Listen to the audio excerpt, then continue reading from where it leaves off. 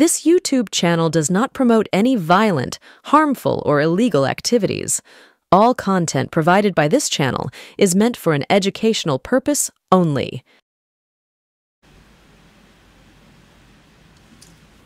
নমস্কার, আমি অরূপ সেনগুপ্ত। আপনারা দেখছেন বিশ্বজোড়া বাঙালির আওয়াজ এনকে ডিজিটাল। অরূপের অগ্নিশেল অনুষ্ঠানে আপনাদেরকে আরও একবার স্বাগত। দেখুন, আমি নিয়মিত এই সময়ে এই দেশ এই সময়ে অনুষ্ঠান করছি এনকে ডিজিটালের পর্দায়। বিগত কয়েকটি এপিসোডে আমি এই দেশ এই সময়ে প্রতিপাদ্য বিষয় হিসেবে রেখেছি আমাদের রাজ্য পশ্চিমবঙ্গকে। তার কারণ আসন্ন রাজ্যের বিধানসভা নির্বাচন আর কয়েক মাস পরেই, আপনারা অধিকাংশই অবগত আছেন যে আর কয়েক মাস পরেই আমাদের রাজ্যে অনুষ্ঠিত হবে বিধানসভা নির্বাচন। সেই নির্বাচনের প্রেক্ষিতে আমি আপনি আপনারা সবাই, আমরা যারা সাধারণ ভোটার বা মতদাতা, তারা কি সিদ্ধান্ত নেব, আমরা আমাদের ভোট কাকে দেব, মূলত এই বিশ্লেষণাত্মক আলোচনার জন্যই এই দেশ এই সময় আমাদের রাজ্য পশ্চিমবঙ্গকে আমি নির্বাচন করেছি। আমাদের এখানে রাজ্যে যে কটি বিরোধী দল আছে এবং সরকারি দল, অর্থাৎ আমাদের এইখানে গণতান্ত্রিক নির্বাচন প্রক্রিয়ায়, যেটাকে আমরা সচরাচর যুক্তরাষ্ট্রীয় কাঠামো বলি, গণতান্ত্রিক নির্বাচন প্রক্রিয়ায় কিন্তু সাধারণ মানুষের ভোটদানের অধিকারটাই সবথেকে প্রয়োজনীয় এবং সবথেকে সময়োচিত অধিকার, যেটা আমরা বিধানসভা নির্বাচন অথবা লোকসভা নির্বাচন অথবা পৌরসভা নির্বাচন, এই নির্বাচনগুলির প্রেক্ষিতে 5 বছর অন্তর একবার করে পেয়ে থাকি। আমাদের এখানে পশ্চিমবঙ্গ রাজ্যে মূলত এই লড়াই চতুর্মুখী হবে। আমাদের রাজ্যে সরকারি দল আছে তৃণমূল কংগ্রেস, যারা পরিচালনা করছে সরকার। ভারতীয় জনতা পার্টি আছে, যারা এই মুহূর্তে প্রধান বিরোধী দল রাজ্যের বিধানসভায়। সিপিআইএম আছে এবং ভারতের জাতীয় কংগ্রেস আছে। এই প্রেক্ষিতে আমাকে প্রথমেই আপনাদের কাছে পরিষ্কার করে নিতে হবে যে ভারতের জাতীয় কংগ্রেস বলতে আমরা কি বুঝি। একজন সাধারণ ভোটার হিসেবে আমি পশ্চিমবঙ্গ রাজ্যের মধ্যে ভারতের জাতীয় কংগ্রেসকে মার্ক্সবাদী কংগ্রেস বলেই মনে করি। তার কারণ এনারা বিভিন্ন সময় বিভিন্ন নির্বাচনে জাতীয় কংগ্রেসের সঙ্গে সিপিআইএমের জোট হয়। অন্তত পশ্চিমবঙ্গে হয়, পূর্বেও হয়েছে, আগামীতেও হয়তোবা হবে, জানি না। কিন্তু এই যে একটা চূড়ান্ত দিশাহীনতা নির্বাচনের প্রাক্কালে এই রাজনৈতিক দলগুলোর আচার এবং আচরণে পরিস্ফুট হয় বা প্রতিভাত হয় আমাদের কাছে, এই যে চূড়ান্ত একটা অ্যাম্বিগুইটি তৈরি করছেন এনারা। ধরুন কেরালে সিপিআইএমের বিরুদ্ধে লড়ছে কংগ্রেস, আবার এই সিপিআইএম এবং কংগ্রেস আমাদের রাজ্য পশ্চিমবঙ্গে এসে পরস্পর তারা জোট বেঁধে নির্বাচনে লড়াই করছে। আমাদের কাছে এইটা একটা ধোঁয়াশা তৈরি করে। যাই হোক, সেটা আজকের প্রতিপাদ্য বিষয় নয় হয়তোবা। কারা কি বলে ভোট চাইবে, যে রাজনৈতিক দলগুলি আমাদের এখানে রয়েছে, তারা কে কি বলে ভোট চাইবে এবং সাধারণ মানুষ কি সিদ্ধান্ত নেবে, মূলত তারই বিশ্লেষণ আমি আজকে করতে বসেছি। আমি বিরোধী দল থেকে আসব সরকারি দলে, অর্থাৎ যারা বিরোধী আছে তারা কি বলে ভোট চাইতে পারে। আমি একটু আগে আপনাদের বলেছি মার্ক্সবাদী কংগ্রেস বিশ্বাসযোগ্যতা নেই যতটুকু ইতিহাস বলছে। এবং সবথেকে বড় কথা, ইতিহাস কিন্তু সত্যের দলিল। আমরা দেখেছি অন্ততপক্ষে ব্যক্তিগতভাবে আমি আপনাদের জানাতে চাই, আমার যা বয়স এবং আমি রাজ্য রাজনীতির ইতিহাস যা দেখেছি, 72 থেকে 77 সিদ্ধার্থ শঙ্কর রায় রাজ্যের মসনদে আসীন ছিলেন এবং মুখ্যমন্ত্রী ছিলেন। 77 সালে জ্যোতিবাবুর মুখ্যমন্ত্রিত্বে সরকার গড়ে সিপিআইএম এবং তার জোট শরিক দলগুলো মিলে বামফ্রন্টের সরকার হয় এবং তারপর গঙ্গা দিয়ে যত জল বয়ে গিয়েছে, অর্থাৎ 77-এর পর 82, 82-র পর 87, যতবার আমাদের রাজ্যে বিধানসভা নির্বাচন হয়েছে, আমরা রাজ্য রাজনীতির ইতিহাসে জাতীয় কংগ্রেসের যে সমস্ত সভাপতিদের দেখেছি বা যে সমস্ত নেতৃবৃন্দকে দেখেছি, প্রত্যেকের কথা আমি দায়িত্ব নিয়ে বলবো যে না, আমরা প্রত্যেকের কথা বলতে এখানে বসিনি, কিন্তু অধিকাংশ কংগ্রেসের, রাজ্য কংগ্রেসের অধিকাংশ নেতাই সিপিএমের হাতে তামাক খেতে অভ্যস্ত ছিলেন, যার জন্য রাজ্যের সাধারণ মানুষ সিপিআইএম এবং বামফ্রন্ট এর যথার্থ বিকল্প হিসেবে 98 সালে মমতা বন্দ্যোপাধ্যায় তৃণমূল কংগ্রেস সরকার, তৃণমূল কংগ্রেসের দল প্রতিষ্ঠা করবার পর রাজ্যের মানুষ কিন্তু মমতা বন্দ্যোপাধ্যায়কেই মনে করেছিলেন যে একমাত্র ইনি যথার্থ সিপিএম বিরোধী। অর্থাৎ যে মানুষগুলো সিপিএম বিরোধিতার প্রেক্ষিতে নির্বাচনে তাদের ভোটাধিকার প্রয়োগ করেন, গতকাল করেছেন, আজ করছেন, আগামীকাল করবেন, সেই সমস্ত মানুষজন তাদের নিগূঢ় বিশ্বাস রেখেছিলেন মমতা বন্দ্যোপাধ্যায়ের প্রতি। এইটা গেল আমাদের রাজ্যের মার্ক্সবাদী কংগ্রেস। এরপরে বামপন্থীরা আছেন, তারাও একটা রাজ্যে বর্তমানে বিরোধী দল, যদিও বিধানসভার নিরিখে তাদের অস্তিত্ব নেই।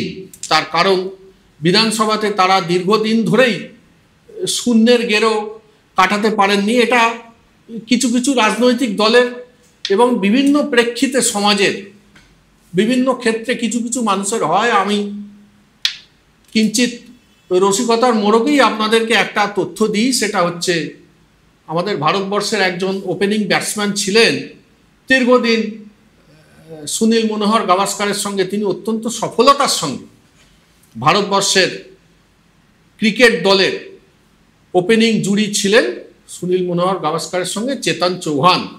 কিন্তু উনি ওই 90-এর গোড়াতে, যেটাকে ক্রিকেটীয় পরিভাষায় নার্ভাস 90 বলে, ওই 90-এর কোটায় এসে উনি বারংবার আউট হয়ে যেতেন। উনি জীবনে কোনোদিন সেঞ্চুরি পাননি। অনুরূপ বামপন্থীরাও কোনোদিন শূন্যের গেরো কাটাতে পারবেন কিনা আমি একজন সাধারণ বিশ্লেষক হিসেবে বুঝতে পারছি না। তার কারণ ভয়ঙ্কর দিশাহীন এবং নেতৃত্বের ভয়ঙ্কর অভাব, দীর্ঘ 34 বছরের যে পাপ এবং দীর্ঘ 34 বছরের যে সমস্ত কটূক্তি, কটু কাটব্য বিরোধী দলের নেতৃত্বের প্রতি ওনারা করেছেন, বিভিন্ন রাজনৈতিক পরিমণ্ডলের মানুষজনের প্রতি করেছেন, এবং আজও এই কিছুদিন আগেও আপনাদের সকলের স্মরণে থাকবে সরকারি রাজনৈতিক দলের একজন মাননীয় সাধারণ সম্পাদক, তাকে সিপিআইএমের একজন অল্প বয়সী নেত্রী, কিছুদিন হলো দল করছেন, তিনি অত্যন্ত ভয়ঙ্কর অশ্লীল একটি কথা প্রয়োগ করেছেন। কিন্তু উনি প্রয়োগ করেছেন হিট অফ দ্য মোমেন্ট, যদিও ওনার এই প্রয়োগ অসংসদীয়, কিন্তু তার থেকেও এর মধ্যে একটি ভয়ঙ্কর বিষয় আছে, যেটা নিয়ে আমরা কেউ এখন অবধি ভাবছি না, বা সমান্তরাল মিডিয়ার কোনো বৈদ্যুতিন নিউজ চ্যানেল বা প্রিন্ট মিডিয়া, অর্থাৎ সংবাদপত্র থেকে শুরু করে এই সন্ধেবেলা স্নো পাউডার মেখে যে খেউর পরিচালনা হয় বিভিন্ন নিউজ চ্যানেলে, কোনো জায়গায় ঘণ্টাখানেক হচ্ছে, কোনো জায়গায় কেস দেবেন না প্লিজ হচ্ছে, বিভিন্ন রসিকতার মোড়কে সার্কাস্টিক্যাল ওয়েতে হচ্ছে। কিন্তু সবথেকে যেটা চিন্তার বিষয় আমাদের মতো সাধারণ ভোটারদের ক্ষেত্রে, সেটা হচ্ছে সিপিআইএমের ওই তরুণ তুর্কি এই জাতীয় একটি কটূক্তি জনসমক্ষে অন ক্যামেরা অন মাইক বলা সত্ত্বেও সিপিএমের নেতৃত্বের অদ্যাবধি কোনো সাহস হয়নি যে একটা কোনো সংবাদপত্রে বা একটা কোনো নিউজ চ্যানেলে সৎসাহস নিয়ে এটা জানাবেন যে আমরা ওই নেত্রীকে তিরস্কার বা বহিষ্কার করলাম এই জাতীয় কথা বলবার জন্য। কিছুদিন আগেই রাজ্যের সরকারি দল, একদম তো ধোয়া তুলসী পাতা নয়, কিছুদিন আগেই খড়গপুরে একজন মহিলা নেত্রীকে আমরা দেখলাম, তৃণমূল কংগ্রেসের মহিলা নেত্রীকে তিনি একজন প্রবীণ বামপন্থী মানুষকে শারীরিকভাবে হেনস্থা করেছেন। এর কি কারণ আছে কি কারণ নেই আমি এই বিষয়তেই যাচ্ছি না, কিন্তু আমরা দেখলাম কলকাতায় তৃণমূলের সদর দপ্তর থেকে যথাবিহিত প্রস্তাব গ্রহণ করে সেই মহিলা নেত্রীকে বহিষ্কার করা হয়েছে। এইটা এক্সপেক্টেড ছিল সিপিআইএমের থেকে, এইটা এক্সপেক্টেড ছিল সিপিআইএমের বর্তমান নেতৃত্বের থেকে। শুধু চিবিয়ে চিবিয়ে কথা বলবেন সেলিম সাহেব, এইটা ফুট কাটবেন এইটা ফুট কাটবেন, সেটা তো হয় না। আপনারা সঙ্গে থাকুন, আজকের আলোচনায় ফিরে আসছে একটা ছোট্ট বিজ্ঞাপন বিরতির পর। জয়গুরু রত্নভান্ডার জ্যোতিষ চেম্বার, এখানে গোল্ড মেডেলিস্ট জ্যোতিষী বসেন। হাই কোয়ালিটির আসল গ্রহরত্ন সবচেয়ে কম দামে এখানে পাওয়া যায়। স্থান বেলঘড়িয়া রানীপার্ক বটতলা 2 নম্বর রেলগেটের নিকটে। 9681345722 এবং 9007778922। Found Kolkata's first ever sweet shop serving so unique items like Dab Malai Curry, Motichur Truffle, Gajor Borfi, Dab Kalakand, and I had to try them. শুধু তাই নয়, শক্তিগড়ের ল্যাংচা, বর্ধমানের সীতাভোগ, মালদার পোস্তকদম, বহরমপুরের ছানা বড়া, এগুলো সবকিছু খেতে হলে আর এত দূরে যেতে হবে না। সুন্দরিনী ন্যাচারালসে পেয়ে যাবে পশ্চিমবঙ্গের বিখ্যাত 10টা জেলার মিষ্টি all under the same roof. এদের বেস্ট সেলার্স কচি ডাবের শাঁস দিয়ে বানানো ডাব মালাইকারি আর কলা পাতায় মোড়া গুড়ের সন্দেশ পাতুরি আর আ মাস্ট ট্রাই।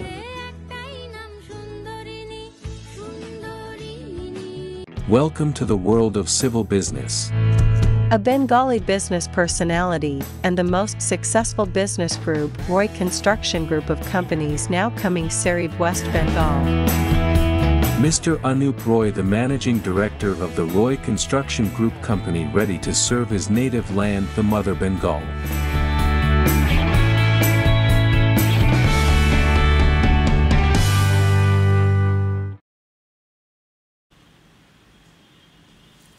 নমস্কার, ফিরে এলাম বিজ্ঞাপন বিরতির পর। আপনারা দেখছেন এনকে ডিজিটাল, এই দেশ এই সময়, অরূপের অগ্নিশেল অনুষ্ঠানে আপনাদেরকে পুনরায় একবার স্বাগত। আমি যে কথা ছিলাম, আরও কারা রয়েছেন যা রাজ্য রাজনীতির আঙিনায়, যারা আসন্ন নির্বাচনে আমি আপনি আমাদের সবার থেকে আমাদের মতাধিকার প্রার্থনা করতে আসবেন, অর্থাৎ আমাদের ভোট চাইতে আসবেন। ভারতীয় জনতা পার্টি, তার রাজ্য শাখা রয়েছে, বিজেপি এইখানে অঙ্কের হিসেবে বিধানসভায় প্রধান বিরোধী দল। ভারতীয় জনতা পার্টির ক্ষেত্রে একটা জিনিস আমরা লক্ষ্য করছি, আমি আশা করব আপনারা অনেকাংশে আমার সঙ্গে সহমত হবেন। এক একটা রাজ্যে ভারতীয় জনতা পার্টি এক এক রকম পলিটিক্যাল স্ট্যান্ড। আমি একটু বিশদে আপনাদেরকে বুঝিয়ে বলি। উত্তরপ্রদেশ, ভারতীয় জনতা পার্টির সরকার, আমি আপনি আপনারা সকলে জানেন একটি নক্কারজনক ধর্ষণের ঘটনা হাথরসে ঘটেছে। উত্তরপ্রদেশে আজ কাল পরশু রোজই ধর্ষণের ঘটনা ঘটে, এটার জন্য জ্যোতিষী হওয়ার কোনো প্রয়োজন নেই। আগামীকালও উত্তরপ্রদেশে একটা ধর্ষণের ঘটনা ঘটবে, এটা অলক করেই বলা যায়। কিন্তু আমি একটা টেস্ট কেস হিসেবে তুলে ধরছি উত্তরপ্রদেশের হাথরস। একটি মেয়ে ধর্ষিতা হলো, সেই মেয়েটিকে ধর্ষণ করল বিজেপির স্থানীয় নেতৃত্বের কয়েকজন মানুষ। মেয়েটির ধর্ষিতা হওয়ার পরে মেয়েটিকে খুন করা হলো। মেয়েটির বাবা স্থানীয় পুলিশ স্টেশনে বারংবার অভিযোগ দায়ের করবার অনুরোধ এবং মেয়েটির মৃতদেহ তার পরিবারবর্গকে দেওয়ার অনুরোধ উপেক্ষা করা হলো। দু একদিন পর মৃতদেহকে পুলিশ স্টেশনের অনতি দূরে পুলিশ নিজে জ্বালিয়ে দিল। রাজ্য উত্তরপ্রদেশ। রাজ্যের ভারতীয় জনতা পার্টির মুখ্যমন্ত্রীর নাম যোগী আদিত্যনাথ। কিছুদিন পরে একটি রহস্যজনক ট্রাক অ্যাক্সিডেন্টে মেয়েটির বাবা মারা গেল। এইটা ভারতীয় জনতা পার্টির যারা এই দুষ্কর্মটি ঘটালেন কোনো বিচার আজ অবধি হয়নি। কত বলবো, এ তো রাত ভোর হয়ে যাবে। উন্নাওতে ধর্ষণ হয়েছে, বিজেপির বিধায়ক কুলদীপ সিং সেঙ্গারের ভাই সন্দীপ সেঙ্গার তিনি আজও ঘুরে বেড়াচ্ছেন। ব্রিজভূষণ জাতীয় কুস্তি একটা হর্তাকর্তা বিধাতা উনি। আমাদের দেশের সোনার মেয়েরা যারা মেডেল আনেন, যারা দেশের মুখ পৃথিবীর মানচিত্রে উজ্জ্বল করেন, তাদের বারংবার অনুযোগ অভিযোগ সত্ত্বেও ভারতীয় জনতা পার্টির পক্ষ থেকে কুলদীপ সিং সেঙ্গারের বিরুদ্ধে অথবা ব্রিজভূষণের বিরুদ্ধে আজও কোনো ব্যবস্থা নেওয়া হয়নি। 2024 সালেও ব্রিজভূষণের পুত্র টিকিট পেয়েছেন এবং ভোটে জিতেছেন। এইটা ভারতীয় জনতা পার্টির উত্তরপ্রদেশের প্রেক্ষিতে অঘোষিত নীতি। আসুন ত্রিপুরায়, আমাদের পার্শ্ববর্তী রাজ্য ত্রিপুরায় আমরা হিস্টোরিক্যালি দেখেছি আমাদের ছাত্রাবস্থা, যৌবন এবং আমাদের কর্মজীবনে ত্রিপুরাতে দীর্ঘদিন সিপিআইএমের সরকার ছিল। কোনো সময় নৃপেন চক্রবর্তী, তো কোনো সময় মানিক সরকার। তারপরে ত্রিপুরাতে মানিক সরকারের আমলে, অর্থাৎ ওনার মুখ্যমন্ত্রীত্বে যে সরকার চলছিল, একদম শেষ দিকে বিধানসভা নির্বাচনের প্রাক্কালে 10,323 জনের, অর্থাৎ 10,323 জন শিক্ষকের চাকরি বাতিল হলো প্রশাসনিক গোলযোগের কারণে। সংখ্যাটা খেয়াল করবেন, 10,323 জন। তার কারণ আমি এই রাজ্যে আসছি আস্তে আস্তে। তখন ভারতীয় জনতা পার্টি নির্বাচনের বিভিন্ন জনসভায়, বিভিন্ন পথসভায় এবং তাদের ইস্তাহারে ঘোষণা করলো যে এই 10,323 জনকে আমাদেরকে যদি ভোট দেন, আমরা সরকারে আসীন হয়ে এই 10,323 জনের চাকরি ফেরত দেব। অন রেকর্ড, অন ক্যামেরা, সাংবাদিকদের সামনে এই কথা ঘোষিত হলো।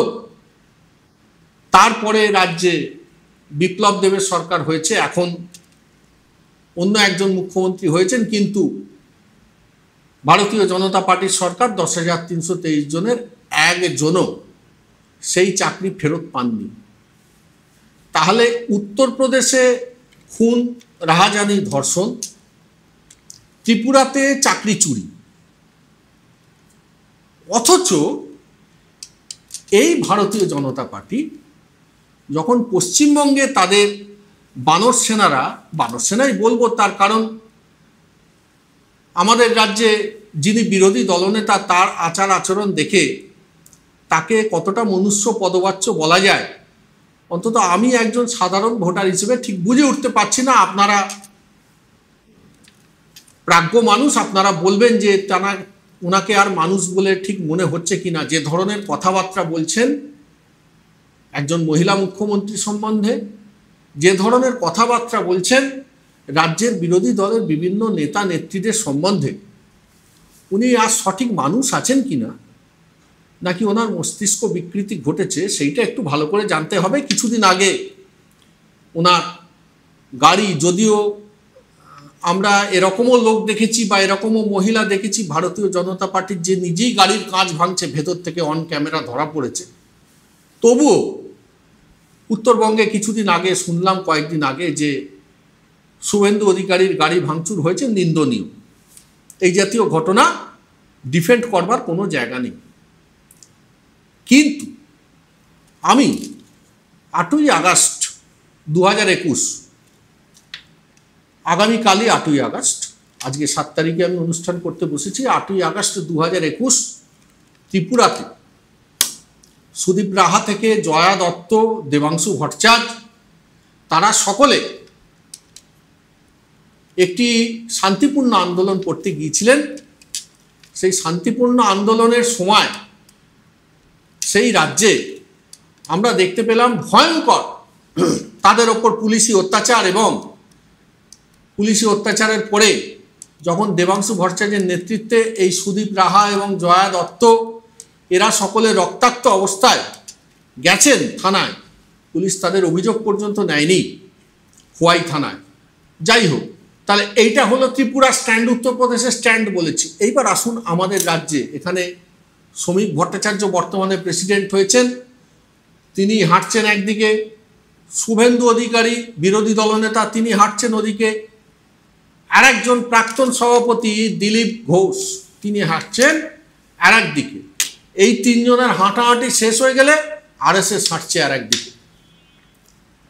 মানুষ নির্বাচনের প্রেক্ষিতে একটা এমন প্ল্যাটফর্ম চায় যে প্ল্যাটফর্মকে দেখে, তার নেতৃবৃন্দকে দেখে মানুষ অর্থাৎ আমরা মনে করব যে এনাকে ভোট দেওয়া যায় বা এই জোটকে ভোট দেওয়া যায়, এই রাজনৈতিক দলটিকে ভোট দেওয়া যায়, ভোট দিলে আমাদের ভবিষ্যৎ আগামী 5 বছরের জন্য সুরক্ষিত থাকবে, সেফ অ্যান্ড সিকিউর থাকবে।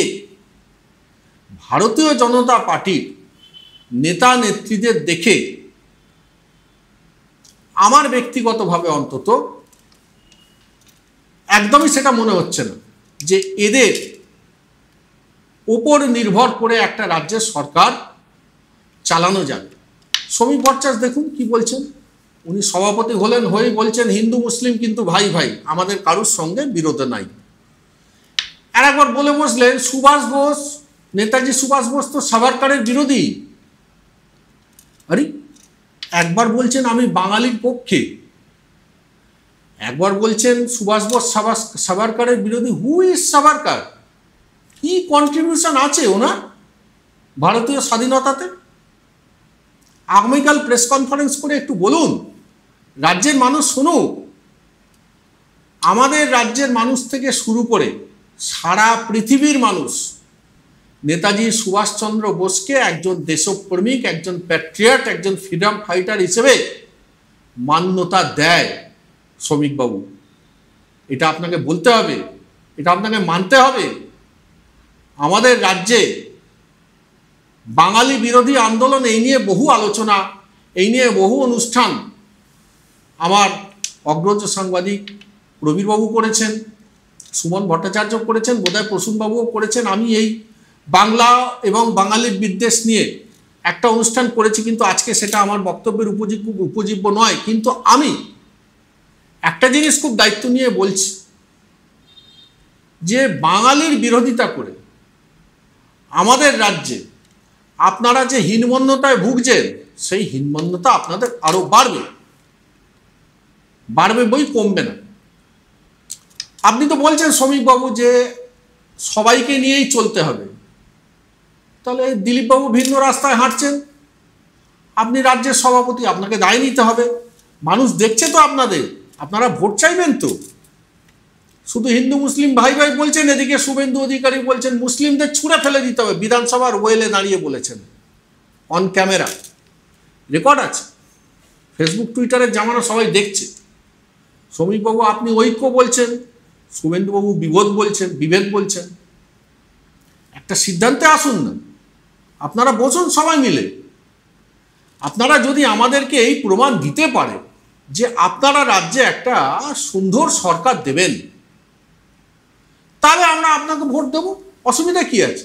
এই যে আপনাদের দলে আইটি সেল যিনি দেখেন, মিস্টার অমিত মালব্য, উনি বললেন বাংলা ভাষা, বাংলাদেশি ভাষা। বাংলাদেশি ভাষা বলে কোনো ভাষা আছে শ্রমিকবাবু? আপনাকেই জবাব দিতে হবে। আপনার দলে কোন ফোরাম থেকে আলোচনাটার উৎপত্তি হচ্ছে। তাহলে জবাব কে দেবে? এর জবাব তো অন্য কোনো রাজনৈতিক দল দেবে না, আপনাকে দিতে হবে। বাঙালি বীর বিপ্লবী ক্ষুদিরাম বসু থেকে সুশীল সেন, বিনয় বাদল দীনেশ, সেই বিপ্লবী থেকে রবীন্দ্রনাথ হয়ে শক্তি চট্টোপাধ্যায়, সুনীল গাঙ্গুলি, এত সহজে মুছে দেবেন বাংলার ইতিহাস, বাঙালির ইতিহাস? Is that so easy? এত সহজে? সারা পৃথিবী বাঙালির বীরগাথাকে মাথায় করে রাখে, সারা পৃথিবী। নেতাজি সুভাষচন্দ্র বোস থেকে শুরু করে, রাসবিহারী বসু থেকে শুরু করে, রবীন্দ্রনাথ থেকে শুরু করে, বিধান রায় থেকে শুরু করে অদ্যাবধি পৃথিবীর বিভিন্ন উচ্চ স্থানে বাঙালিরা তাদের নিজ গরিমায় আসীন। শ্রমিক বাবু, একজন বাঙালি হিসেবে লজ্জাবোধ করুন, আপনার দলকে বোঝান, সামনে বিধানসভা নির্বাচন, আপনাদেরকে মানুষের দরজায় এসে দাঁড়াতে হবে। মানুষ তো ফিরিয়ে দেবে শ্রমিক বাবু। আপনার দলের অর্থাৎ ভারতীয় জনতা পার্টির অপগণ্ডরা যা শুরু করেছেন, এই তো কয়েকদিন আগে আপনাদের দলের নেতা এসছিলেন মাননীয় প্রধানমন্ত্রী দুর্গাপুরে, তো আপনাদের দলের নেত্রী দেখলাম অগ্নিমিত্রা পল, শাড়ি পরেছেন, রামের ছবি উল্টে দিয়েছেন। তা এটা আমরা কি ধরবো? এটাকে কি আমরা প্রতীকী ধরবো? মানে আপনাদের ঘটি উল্টোবে 2026-এ, এটা কি তারই প্রিলিউড দিলেন অগ্নিমিত্রা পল? এইবারে আসি সরকারি দলের কথায়, অর্থাৎ তৃণমূল কংগ্রেস। দেখুন, একটা প্রশাসনিক বজ্র আঁটুনি কি আর ফসকা গেরো কিন্তু আছে। একটা রাজনৈতিক দলের সব কিছু ভালো, এরকম কোনো রাজনৈতিক দল পৃথিবীর ইতিহাসে কোথাও সরকারে বা ক্ষমতায় আসীন হয়েছে বলে আমার বিদ্যিবুদ্ধিতে আমার জানা নেই। আশা করি আপনারাও আমার সঙ্গে একমত হবেন, যে কোনো রাজনৈতিক দলের তিনি বিরোধী থাকাকালীনও তার প্লাস থাকবে, মাইনাস থাকবে। তিনি সরকারে এলেও তার মেরিট থাকবে, তার ডিমেরিট থাকবে। তা আমি প্রথমে ডিমেরিটটা নিয়ে বলি নিরপেক্ষ দৃষ্টিভঙ্গি থেকে। দেখুন, বিরোধী দলের হাঙ্গামার প্রশ্নে আমার যেন একজন সাধারণ নাগরিক হিসেবে মনে হয় যে পুলিশ কড়া পদক্ষেপ নেয় না। তার জন্য একটা নিত্যযাত্রীদের ভোগান্তি হয়। রোজ যারা রাস্তায় বেরোন কাজের সন্ধানে, জীবিকার সন্ধানে, তাদের কিন্তু ভয়ঙ্কর অসুবিধা হয়। এই জায়গাটায় কিন্তু আমি 100-র মধ্যে 90 দেব জ্যোতিবাবুকে। মমতা বন্দ্যোপাধ্যায় no identity card, no vote, এই নিয়ে আন্দোলন করেছেন, 13 জনকে গুলি করে মেরে দিয়েছেন। বানতলাতে অনিতা দেওয়ান স্বাস্থ্যমন্ত্রকের টাকা চুরি করেছিলেন সিপিআইএম এর লোকজন, উনি ভুল ধরতে গেছেন, ধর্ষণ করেছেন, ধর্ষণ করে মেরে দিয়েছেন। আনন্দমার্গীরা সাধারণ মানুষের কাজ করতে গেছেন, বিজন সেতুর এদিক আর ওদিক ঘিরে বিজন সেতুতে আগুন জ্বালিয়ে দিয়েছেন প্রবীণ দেব, 17 জন মারা গেছে। বামপন্থী জ্যোতিবাবুর বন্ধু সোমনাথ চট্টোপাধ্যায় মামলা করে জিতিয়ে দিয়েছেন। কিন্তু আমি অ্যাপার্ট, মানে জোকস অ্যাপার্ট, পুলিশকে করা হতে হবে। অকারণ আন্দোলন, এই 1 বছর আগে একটা দুর্ঘটনা ঘটেছে আমাদের রাজ্যে, আপনারা সকলে জানেন। সঞ্জয় রায় নামক একজন অমানুষ আমাদের রাজ্যের একজন উদীয়মান তরুণী চিকিৎসককে তার দুর্বিনীত আচরণের কারণে মেয়েটিকে পৃথিবী ছেড়ে চলে যেতে হয়েছে। আমাদের রাজ্যের পুলিশ 24 থেকে 48 ঘন্টার মধ্যে সঞ্জয় রায়কে অ্যারেস্ট করে এবং পরে সঞ্জয় রায়ই যে প্রকৃত দোষী এইটা কেন্দ্রীয় সরকারের নেতৃত্বাধীন CBI, central bureau of investigation, মান্যতা দেয়। তার যাবজ্জীবন সাজা হয়েছে এবং এই ঘটনায় জড়িত সন্দেহে যারা যারা ছিলেন সেই সমস্ত সরকারি অফিসারদের বহিষ্কার করা হয়েছে সরকারি স্তরে। এখন আন্দোলন বাঁচিয়ে রাখতে হবে। আমরা ছোটবেলায় পিকেটের সরকারে গ্রামারের ইংরাজি বইতে পড়েছিলাম, a drowning man catches at a straw. যে মানুষটি ডুবে যাচ্ছে সে একটি খড়কুটোকেও আঁকড়ে ধরে বাঁচবার জন্য, সে বোঝে না যে খড়কুটোটাও তার সঙ্গেই ডুববে।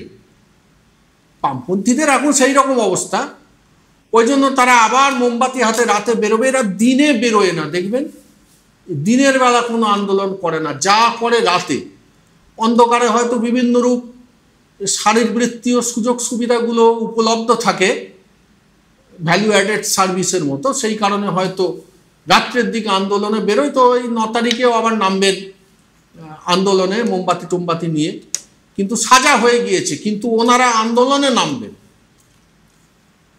আপনারা কানরিয়া জুট মিলে ভিখারি পাসওয়ানকে কেটে হুগলি নদীর জলে ভাসিয়ে দিয়েছিলেন, মানুষ কিছু ভুলে যায়নি। আপনারা এখন আন্দোলনের নাম করে 1 বছর আগে দুর্ঘটনা অভিযুক্ত সাজাপ্রাপ্ত, তারপরেও সেই আন্দোলনকে, ওই মৃত আন্দোলনকে বাঁচিয়ে রাখবার চেষ্টা করছেন। মানুষ সব জানে, মানুষ সব বোঝে। তাদের আপনাদেরকে জবাব দেওয়ার সময় আসছে 2026-এ, যে নিয়ে আজকে আমরা আলোচনায় বসেছি।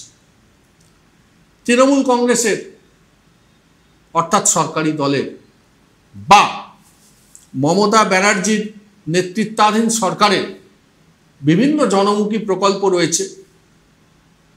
সাধারণ মানুষ সেই জনমুখী প্রকল্পের আওতাধীন হয়ে অত্যন্ত সুবিধা লাভ করেন। লক্ষ্মীর ভাণ্ডার থেকে কন্যাশ্রী, আমার ফসল আমার গোলা থেকে শুরু করে পথশ্রী, প্রায় 66-67টা প্রকল্প। সেইটা নিয়ে হয়তো পরে পশ্চাতে আমরা কোনোদিন চ্যানেল অনুমোদন দিলে আলোচনা করব। কিন্তু জনমুখী প্রকল্পের প্রশ্নে আমার বক্তব্য ঠিক সেইখানে নয়। আমি অন্তত আমার পাড়ায়, আমার অঞ্চলে, আমার পরিচিত জনের মধ্যে বহু বামপন্থী মানুষকে দেখেছি সবুজ সাথী সাইকেল চালিয়ে যাচ্ছেন। আমার খারাপ লাগেনি, বরঞ্চ আমার ভালো লেগেছে এইটা ভেবে যে রাজ্যের মাননীয় মুখ্যমন্ত্রীর এই যে উদার মনোভাব, এই মনোভাবের জন্য কিন্তু শুধু তৃণমূল কংগ্রেসের সমর্থক যারা, তারা উপকৃত হন না। আমি, আপনি, আপনার মতো সাধারণ লোক এবং যারা বিরোধীতে ভোট দেয় তারাও উপকৃত হয়। এই জনমুখী প্রকল্প কিন্তু ওনাকে দিন প্রতিদিন জনপ্রিয় করে চলেছে। আরও একটি বিষয় আমরা যেটা দেখেছি, বাঙালি পূর্বজ যারা মনীষী রয়েছেন, যাদের সম্বন্ধে আমরা দীর্ঘদিন অর্থাৎ দীর্ঘ 34টা বছর বামপন্থীদের কটুকাটব্য করতে শুনেছি। অতুল্য ঘোষকে কানা অতুল্য, নেতাজি সুভাষচন্দ্র বোসকে তোজর কুকুর, স্বামীজিকে ভণ্ড সাধু, রবীন্দ্রনাথকে বুর্জোয়া কবি, কাউকে সম্মান দেননি আপনারা, একটি মানুষকেও নয়। কিন্তু মাননীয় মুখ্যমন্ত্রী মমতা বন্দ্যোপাধ্যায়কে দেখেছি, উনি একটা আলাদা কর্মসূচি তৈরি করেছেন নবান্নে। প্রত্যেক দিন বা যখন যখন যে দিন যে সমস্ত আমাদের অগ্রজ, আমাদের পূর্বসূরি যারা আছেন, যারা রাজ্যের মুখ পৃথিবীর মানচিত্রে উজ্জ্বল করেছেন, সকলকে উনি সম্মান প্রদর্শন করেন। এইটা কিন্তু আর তো তারা বেঁচে নেই, কিন্তু তাদের উত্তরসূরি হিসেবে আমাদের অহংকারের জায়গা এটা। আমরা যারা সাধারণ মানুষ, রাজ্যের মানুষ, বাঙালি মানুষ, আমরা এইটায় অহংবোধ করি, গর্ববোধ করি। এইটা হলো সরকারি দল। এবার সিদ্ধান্ত সাধারণ মানুষের হাতে, তারা কাকে ভোট দেবেন। আমরা প্রত্যেকটি এপিসোডে এনকে ডিজিটালের পক্ষ থেকে এই সত্য কথনের মাধ্যমে আপনাদের সামনে বর্তমান আবহটা তুলে ধরব। অর্থাৎ এইটুকুই আমাদের কাজ, আমরা এইটুকুই করব। সিদ্ধান্ত নেবেন মানুষ। ভালো থাকবেন। আজকে এই পর্যন্তই। এই দেশ এই সময় তো অরূপের অগ্নিশেলে। দেখা হবে পরবর্তী অনুষ্ঠানে। নমস্কার।